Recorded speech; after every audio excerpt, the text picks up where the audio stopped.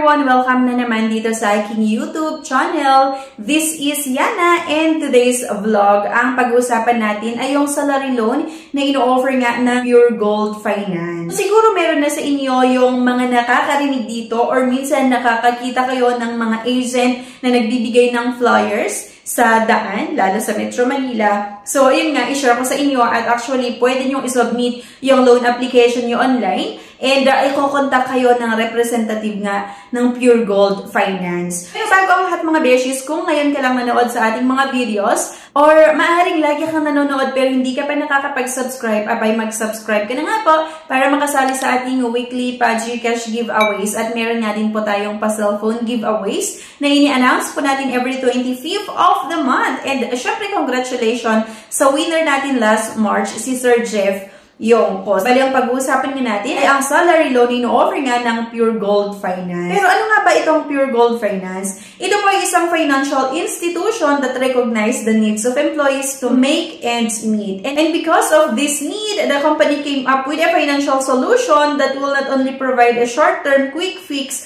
but can open a long-term financial opportunity to clients. So, ang maganda kasi dito, non-collateral siya at napakabilis nga lang din mag-apply, hassle-free. Fast approval din itong mga beshies at mabilis lang din makontak yung customer service kapag meron nga po tayong katanungan. Siyempre, wala din itong hidden charges. Makikita nyo lahat yung mga kailangan nating bayaran. You're present on strategic area for your convenience. Pwede kayong mag-apply online. Ilalagay ko na lang din yung link sa comment section at sa description below. Pwede nyo i-click nga yung link na yan at may route kayo mismo dito nga sa site or website nga ng Pure Gold Finance. Pwede nyo i-submit ang inyong loan application at isa sa customer service ng Pure Gold Finance nga ang mag-contact sa inyo. Pwede rin naman kayong mag-apply sa nearest branch nga nitong Pure Gold Finance na malapit sa location nyo. So, pwedeng umutang nga dito yung mga employees na employed for 1 year or more. Yun nga lang, hindi siya pwede sa lahat kasi nga pwede lang ito sa mga empleyado na at least employed nga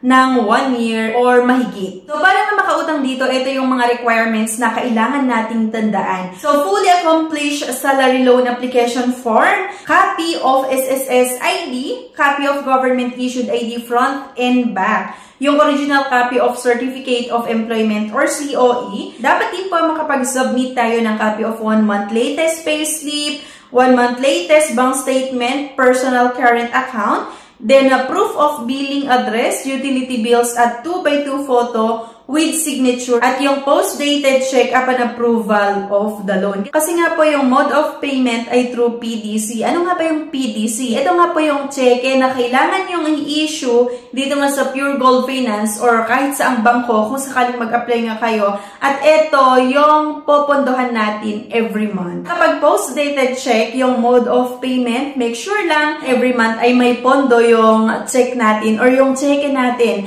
Kasi kapag tumalbog ay malaking problema yon. Yung maaprubahan ay nakadepende nga sa sahod natin or sa monthly income natin at subject for Pure Gold Finance policy and approval pa rin. Minsan kasi kahit ilagay mo like 50,000 or 100,000 pesos pero nakita nila na hindi mo naman kaya na bayaran yung possible na magiging monthly amortization mo doon sa 100,000 pesos ay mas bababaan yung i-approve nila. Yung processing time nito, minsan inaabot ng 2 weeks. Pero minsan, hindi inaabot ng hanggang 2 weeks yung pag-process nga nito ng inyong loan application, lalong-lalo kapag nakikipag-cooperate kayo during the CI. At yung mga requirements na sinubmit natin ay talagang okay lahat, walang mga kulang. At siguro may mga nagtatanong sa inyo, pwede bang i-pay off yung loan? Kung sakasakali na biglang nagkaroon ka ng pera, gusto mo nang bayaran ng buo yung loan mo. Pwede naman natin i-pay off yung ating loan. I-contact nyo nga lang yung customer service representative nga nitong Pure Gold or yung desired branch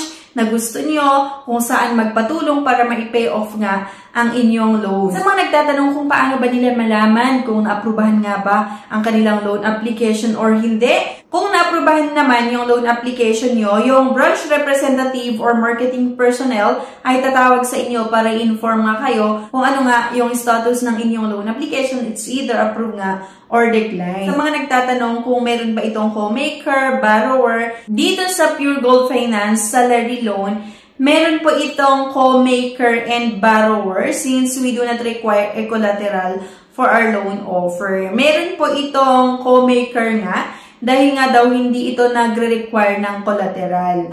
Personal cash loan ng mga bangko, walang collateral, walang guarantor, walang co-maker. Pero dito nga daw sa Pure Gold Finance, merong co-maker. Halimbawa na aprubahan ng inyong loan application, pwede nyong makuha nga yung loan proceeds sa pamamagitan ng pagpunta nga sa preferred branch nyo or nearest branch na malapit sa location mo. Napakabilis lang naman talaga manghiram dito sa Pure Gold Finance. At kung interested ka nga, i-click mo yung link na makikita sa description below at sa comment section para ma-route ka mismo dito sa site or website nga ng Pure Gold Finance at para nga makapag-submit ka ng inyong loan application. Okay? So once na i-submit mo ang inyong loan application, mag-antay ka na lang ng tawag from representative nga po ng Pure Gold Finance. At sasabihin naman na nila sa iyo kung ano pa yung mga next steps na kailangan mong gawin or pagdaanan. Okay? So, yan lang. Sana nagkaroon kayo ng ideas sa video na ito. So, anyway, thank you for watching. Please don't forget to click the subscribe button. Sana i-like nyo din yung ating video at huwag nyo kalimutan na i-share. Thank you guys at see you on my next video. Bye-bye!